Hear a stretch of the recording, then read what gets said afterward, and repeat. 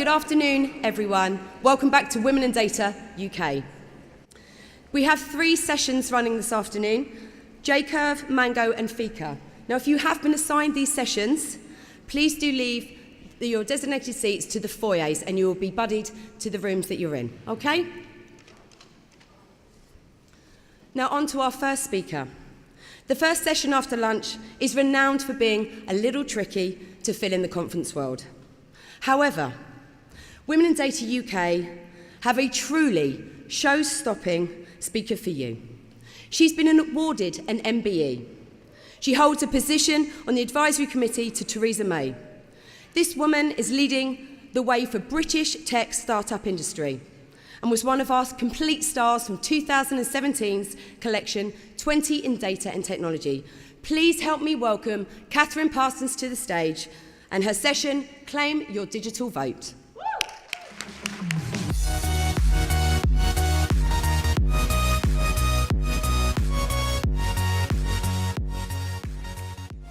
Thank you so much, Rachel. No pressure with that introduction. It is so exciting to be here, just looking at this room full of women in data. Just like, congratulations everyone who's been involved in putting this together. So my name's Kathryn, and I'm one of the founders of Decoded, which I launched in 2011. And today I want to kind of discuss with you a kind of a theme that I think you in this room really represent, which is, if you can see it, you can be it.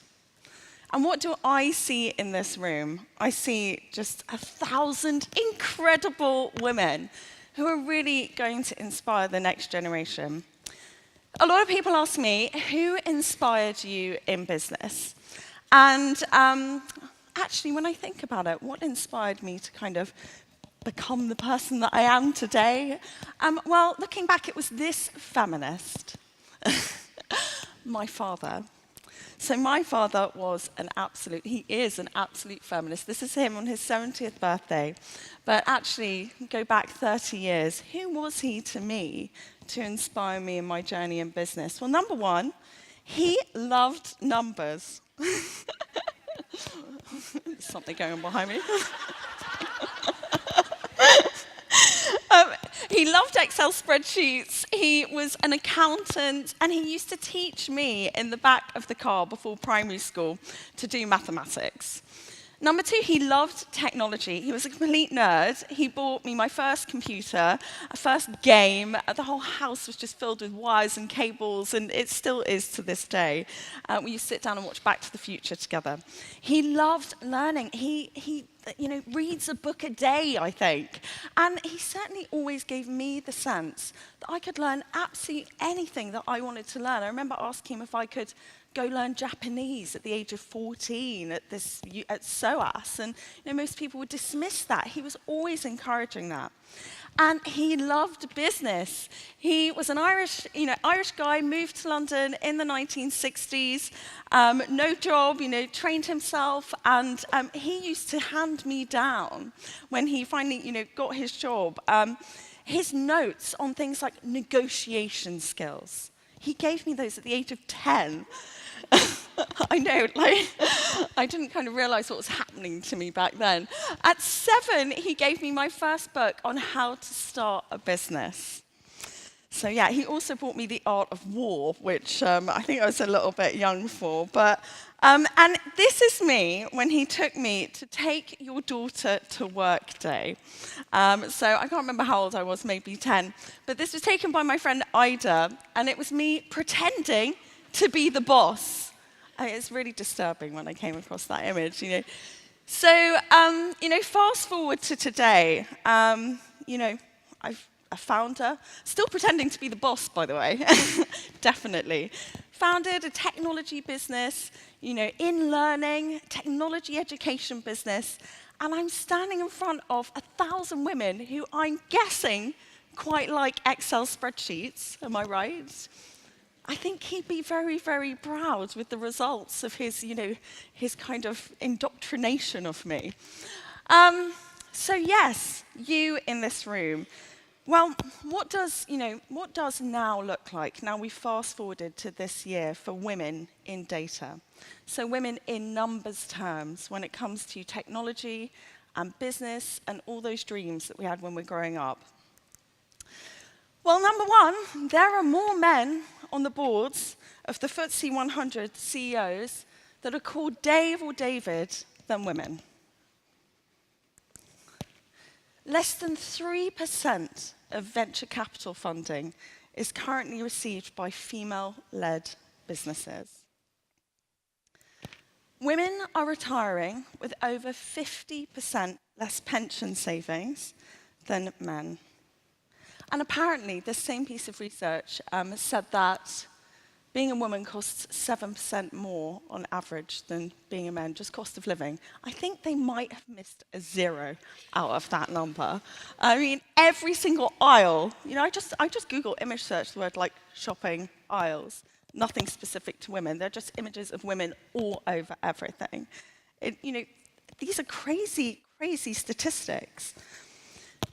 And let's get on to what does it feel like in data terms to be a woman in technology today? Now, there are lots of different figures. These kind of change quite a lot. But I think if you look at anything from about 1981 onwards, the number hovers around 21%. 17% seems to be quite a common number associated with the number of women in STEM careers. 10% of women doing computer science A-levels. I bet you're all thinking this was supposed to be a motivational speech. I'm so sorry. But, I think it's very important to look at the actual numbers. And what about clinical trials? I know there's been vast improvement, but it still has a long way to go. The number of clinical trials, the number of women represented in clinical trials. It was only a few years ago that they tested the female Viagra pill to find out what would happen if it was combined with alcohol consumption. So that study group composed of 22 individuals. All of them were men. What? And it famously, in 2014, Apple Health launched their health tracking app without anything like, I can't track menstruation. I mean, that's crazy. What are we guessing? That the people who were testing that product and the people who were making that product probably weren't female.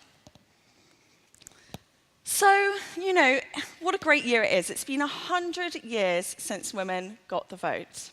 But the world is still founded, funded, led, coded, and created by men, if we look at the data.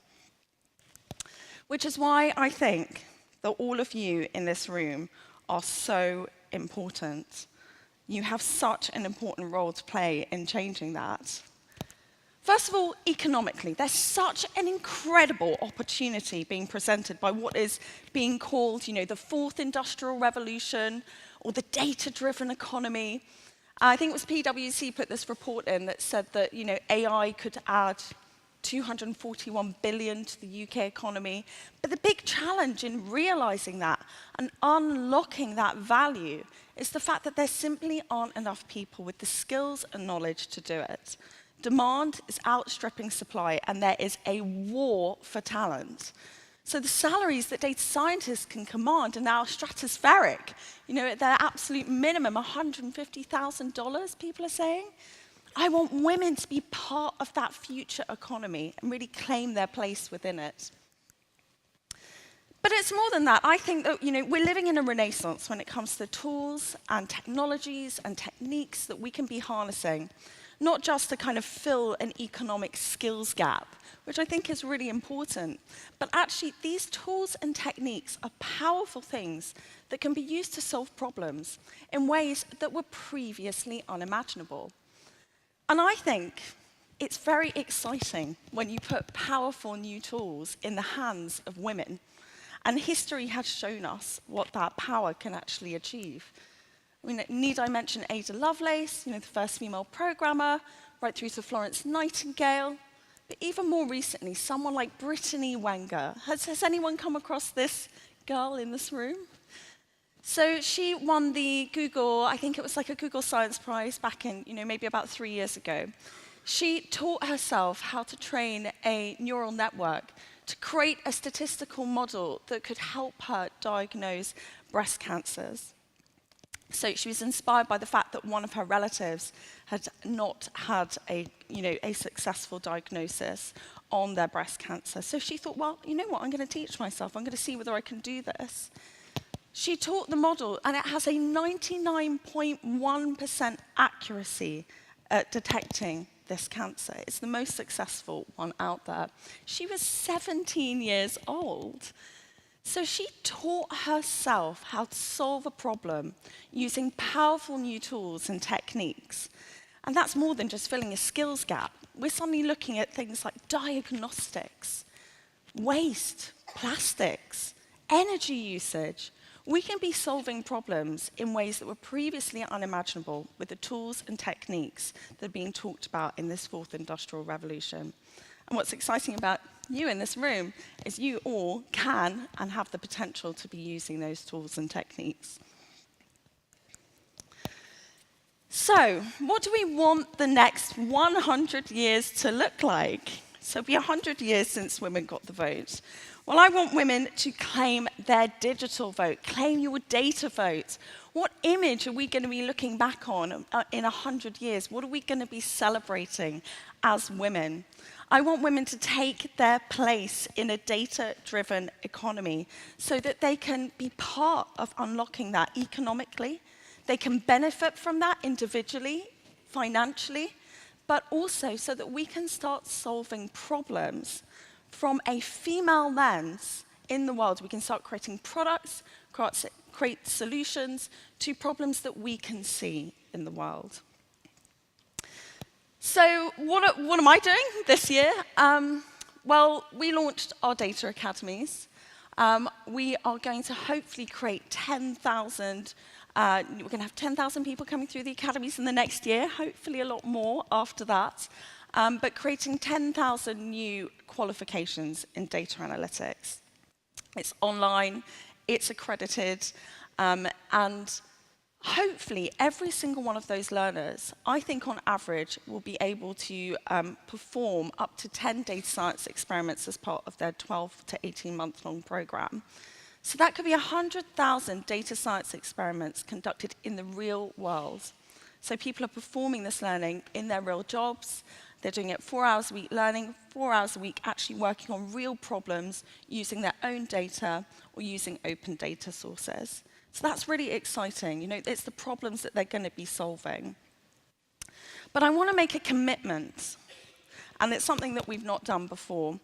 We've been very lucky as a business. Almost 50% of the people that we've taught have been female, but we're not seeing similar statistics organically for the people that are being enrolled, typically by the CEO or the HR director on the data academies. So I want to make a call for all business leaders to be looking to send at least 50% women on our data academies. I want to be part of that change. So back to you again in this room. I want you to think about who inspired you if you were to go back to when you were a kid. Why are you doing what you're doing today? Who did you see that gave you permission? It's been very exciting to meet Rachel's father, Bernard, and realize that Rachel herself was inspired by her own father in her journey to create this incredible event that we see here today. So who inspired you in your journeys in business and data and entrepreneurship? I'm sure there are many of you in this room. And now second, I want you to think about who do you think you are actually inspiring in this room? Is that a little bit harder? Does people find that a harder one? It's interesting, once you're told, who are you actually inspiring, it can become we all become a bit awkward, don't we? But actually, you are inspiring people. You're inspiring me. I was so inspired and excited to come here today to meet you all. The most powerful change in the next 100 years, I believe will be affected by you. It's your stories that will inspire other people. So if I had one ask for everyone in this room at the end of today, is to share your story. Or maybe you've met some incredible women today, share their story. Because someone will see it, and someone will want to be it.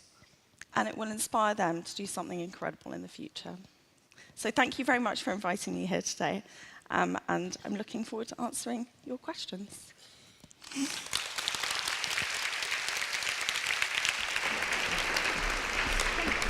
That was fantastic. Should I stay here? Yeah, I think that would be great if you would, because I know that the audience are going to have burning questions for you, but I've got one if that's okay. Yes. It sounded like your upbringing was, you were totally encouraged the entire time, and I'm sure that it felt incredibly inclusive in what you were doing, particularly as everyone was singing from the same hymn sheet. When was the first time that you recognised that the business world was a different landscape for a woman? Gosh, that's such an amazing question, isn't it? I think almost immediately, if it's okay to kind of say that, it's why events like this are so important. They just simply didn't exist when I started my first business. So I was 26 when I started my first business, and I was 30 when I started Decoded. So I had 2 other businesses before that. Third roll of the dice kind of thing. And I used to turn up to conferences and events, and I would actually crash a lot of them because I wasn't invited. I would kind of see them advertised, and I'd get dressed up a bit like I did today, and just kind of sidle in. You didn't crash today, you were invited. I just came up on stage, and I just introduced myself to people, and it was totally scary, but I didn't have any contacts, I didn't have any networks, it just had to be done. But I did feel technology was very male environment at the beginning. There were tech conferences that I would go to, and the business conferences, but it is changing.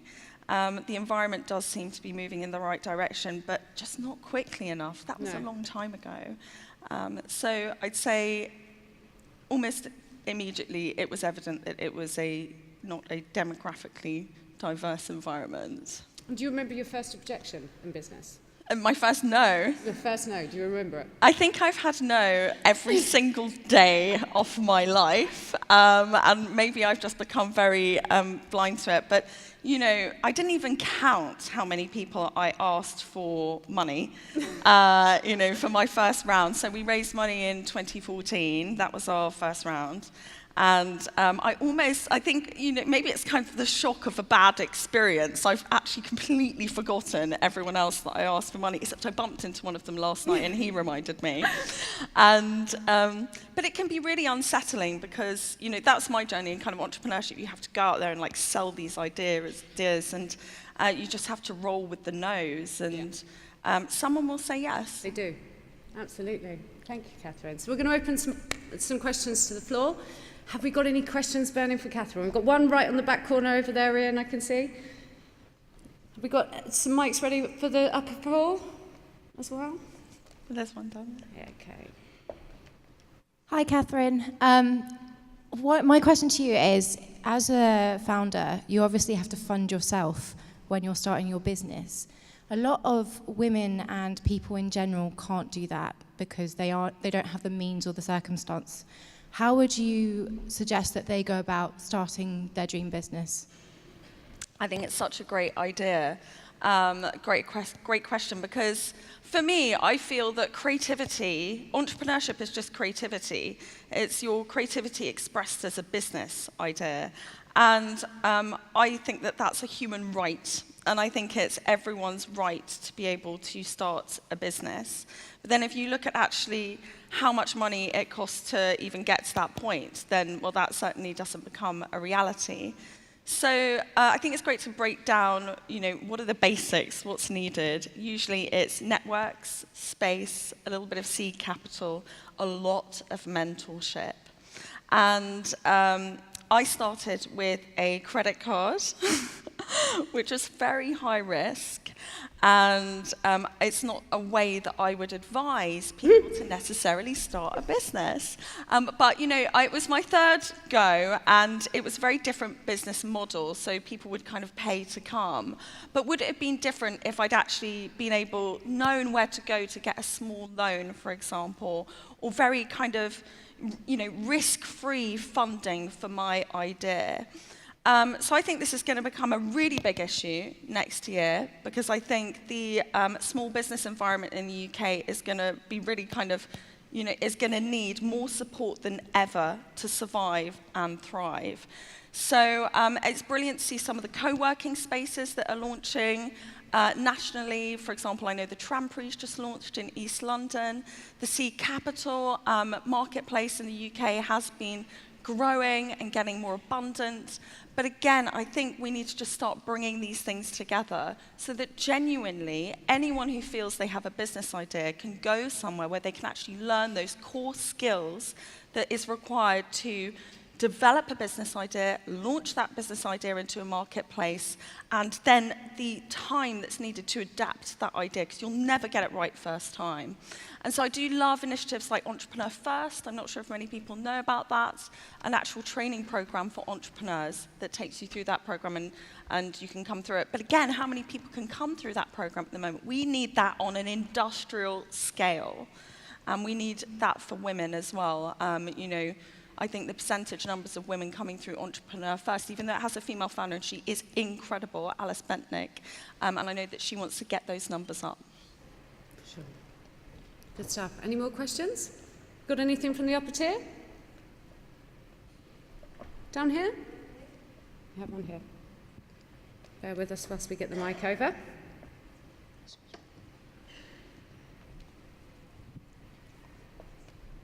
Thank you.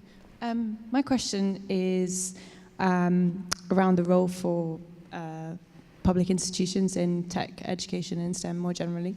So companies like yours and kind of the growth of online training programs is kind of where the direction of data science seems to be going at the moment. But do you think there's still an important role for master's programs and other courses offered by more traditional educational institutions? Yeah, I mean, is anyone in this room involved in the education industry? Hands? Any hands? It's a super interesting space at the moment. It's probably one of the last sectors of business to be truly transformed by technology, but it's kind of having its transformation moment now. In theory, any of us could go and learn anything we want online tomorrow. But actually, if you went to an employer and said, I've learned, data science on YouTube, are they going to value that as much as a traditional degree? But was it Google recently said that they're taking away traditional degrees as a mandate for getting through to an interview round? Or they were kind of anonymizing it somehow. Things are changing.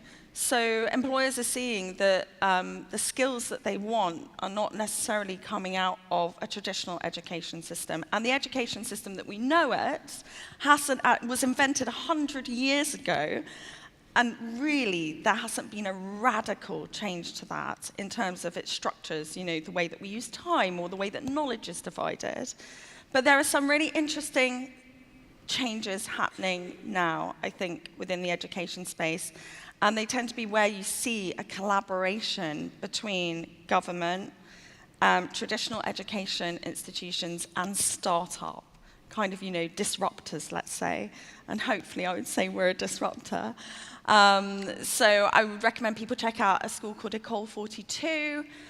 We're doing partnerships with several different universities to kind of move that agenda forward. But really, I kind of think that learning is now the job. Productivity's been this big question, and what's the answer for a long time. And actually, I wonder whether spending 8 hours a week doing applied learning isn't more productive than spending 8 hours kind of, sending emails or sitting in one of those meetings that we all know just go on for hours and nothing really happens at the end of it. And some people are campaigning for a 4-day week. I would embrace that and say 4-day week, and we spend a day a week actually learning. We're going to be living long lives. No one knows what the future of work looks like. And I think that government and big business need to be getting behind the reskilling and upskilling agenda. For example, in Singapore, they created a future skills fund. I think they called it skills credits, really. But that is a fund that any individual can pull on over around $500 to invest in their own learning. Why don't we have something like that? That would be amazing. So that's something that I'm trying to campaign for at the moment, and wish me luck. Kathryn, just an interesting point there you were saying about flexible working and the 4-day week, and that's incredibly important to this audience, and lots of reasons why people want flexible working. We need to encourage each other to go back to our employers and ask these questions. What would you send the women back who are thinking about, yes, I want to go and do something extracurricular, I want to do something outside of my 38 hours a week? How would you suggest they go and position that to an employer? Yeah, I think it needs to be driven by the top. You know, I often think that real kind of, everyone wants a culture of learning, they want a culture of data, they want a culture of technology, but it only really happens when you have the CEO or the board actually saying, wait, I'm not going to outsource this to someone else, I'm going to be the person in charge of flexible working. I'm the CEO, but I'm going to be the chief education officer, not the kind of chief executive officer. What's that even mean anymore? And, you know, so I think that change needs to stop sitting in little pockets of an organization, being treated as a small agenda item. Flexible working, learning cultures, data, these should be at the board level table. So I would say take that conversation to the board, and if they won't take the meeting, I'll come with you. I'll just do it. I'll kind of sit at reception with you and we'll just wait for them to walk in, and maybe I'll do that whole tactic of putting on a dress and just sidling in to the room again. But you know, it might take some of that. But I think there are some visionary leaders who are really getting behind this stuff. Definitely. Wonderful. Kathryn, thank you so much. No, thank you. Please give Kathryn a round of applause. Thank you so much. Absolutely. Really inspirational.